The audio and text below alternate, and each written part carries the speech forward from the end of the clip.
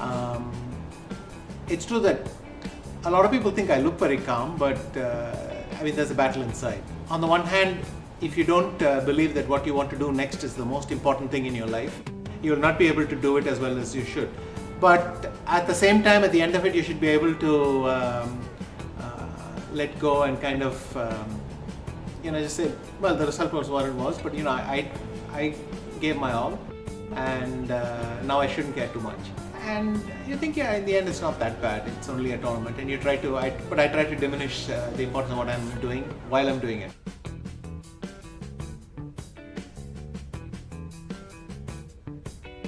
It's simply about managing your expectations. I mean, if you keep on telling yourself, now I'm a failure because I'm not able to live up, then at some point, your body responds to that and negatively. So it's more important that you just tell yourself, well, we'll be patient.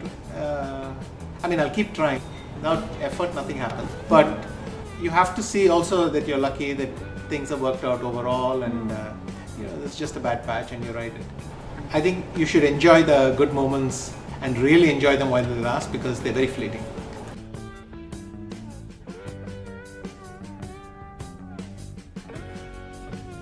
It's a lot of unexpected pleasures. I mean, in the last 5 or 6 years, I've had some spectacular successes, real highs, and they came when I was expecting the complete opposite.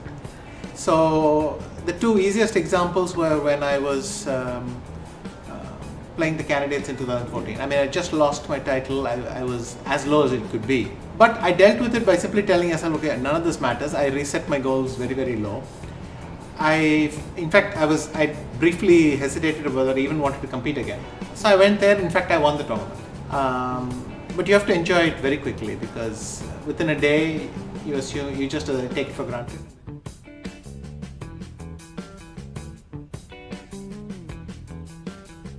I focus best on things that interest me. So if something fascinates you, if something still isn't solved and there is work to be done, your mind is still engaged. When your mind is engaged, focus is effortless.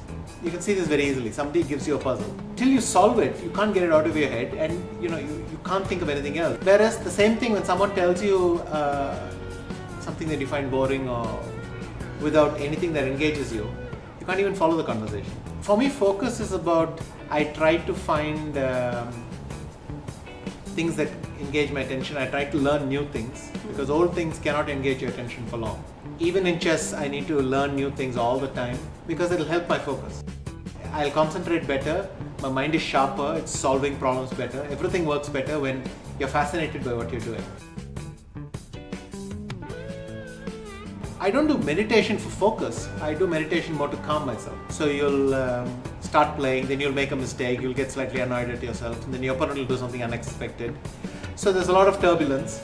And I've found that when you're tense, when your nerves have got the better of you, it's very hard to come up with the best decisions. So at that moment, a very helpful thing for me is to step out, sit in the player's area, do like a minute of deep breathing, and then you come back to the game. Even if you have to start from scratch, you find that your decision making is a little bit more logical. Another thing is to try and forget what happened before. So it is no longer useful telling yourself, oh, I had a good chance, oh, I was lucky. Now you deal with the position that's on the board in front of you now. Meditation allows you to clean it up a little bit, calm down, and think logically again.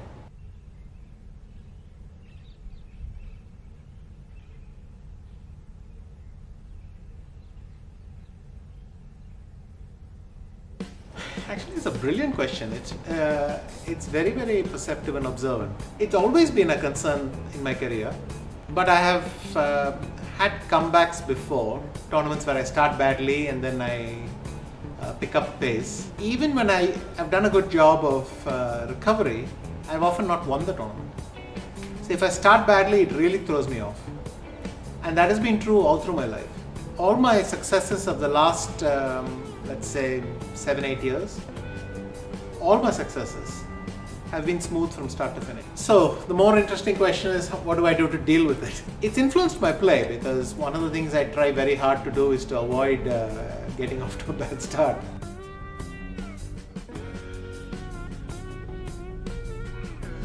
If there is a movie that's made, I think he's he would be my favorite candidate because first of all, he's a brilliant actor, but also he actually understands chess and he understands a little bit of what is involved. Having said that, I don't know of a specific plan for a movie.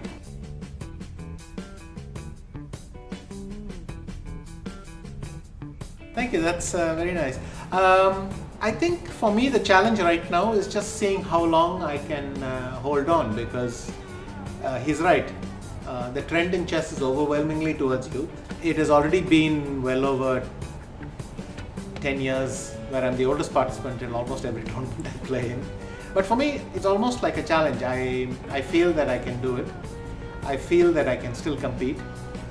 And I know that I'll have to work hard and, stay fit and do all those things. But I still believe deep down that I can compete against these guys, and in a way maybe that's the challenge for me, just to see how long I can do that.